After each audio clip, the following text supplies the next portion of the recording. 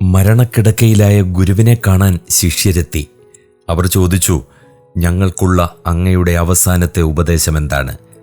ഗുരു പറഞ്ഞു, ഞാൻ ഉടനെ മരിക്കും. എൻ്റെ സംസ്കാരവും കഴിഞ്ഞ് നിങ്ങൾ വീട്ടിലേക്ക് മടങ്ങും. ഇവിടെയുള്ള നദി കടന്നു വേണം നിങ്ങൾക്ക് പോകാൻ. നിങ്ങൾ നദിയിലൂടെ തന്നെ സഞ്ചരിച്ചുകൊള്ളൂ, പക്ഷേ കാലുകൾ നനയരുത്. ഒഴിവാക്കാനാകാത്ത വഴികളിലൂടെ പലപ്പോഴും സഞ്ചരിക്കേണ്ടി വരും. പക്ഷേ അവിടെയും സ്വന്തം നിലപാടിനും നിലനിൽപ്പിനും വേണ്ടിയുള്ള ചില സാധ്യതകൾ ശേഷിക്കുന്നുണ്ടാകും. പിറക്കാനും പ്രവർത്തിക്കാനും അവനവനിഷ്ടമുള്ള സ്ഥലങ്ങൾ ലഭിക്കുക അത്ര എളുപ്പമല്ല. അവിടെ അനാരോഗ്യകരമായതും അശ്ലീലമായതും പലതുമുണ്ടാകും. അവയെ ആട്ടിപ്പായിക്കാൻ കഴിഞ്ഞില്ലെങ്കിലും അവയൊന്നും അകത്തു പ്രവേശിക്കാതെ തടയാൻ കഴിയും. ലോകം പലവിധമാണ്. മരുഭൂമിയും മഴക്കാടും മലനിരകളുമുണ്ട്. അനീതിയും അഴിമതിയും ആത്മാർത്ഥതയുമുണ്ട്.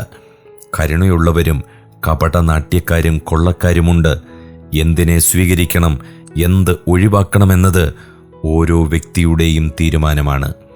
ദുർമാർഗികളുടെ മധ്യയായിരുന്നിട്ടും സന്മാർഗത്തിൽ ചരിക്കുന്നവരുണ്ട്. സത്യസന്ധതയുടെ ഒപ്പം കൂടി മോഷണം നടത്തുന്നവരുണ്ട്. അനുഗ്രഹീത സ്ഥലത്ത് നിന്ന് ശാപവാക്കുകൾ മൊഴിയുന്നവരുമുണ്ട്. എന്തിനോട് പൊരുത്തപ്പെടണം, എന്തിനെ പുറത്തു നിർത്തണം എന്നത് സ്വതന്ത്ര തിരഞ്ഞെടുപ്പാണ്.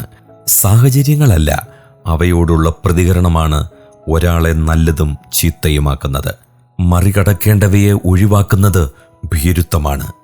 പരവതാനി വിരിച്ച വഴികളിലൂടെ മാത്രം ആർക്കാണ് സഞ്ചരിക്കാനാകുക?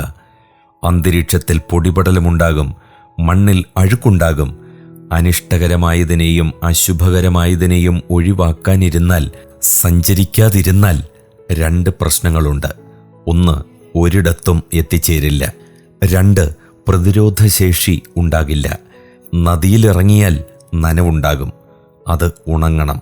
മണ്ണിൽ ചവിട്ടിയാൽ ചെളി പറ്റും, പറ്റുന്ന ചെളി കഴുകിക്കളയണം.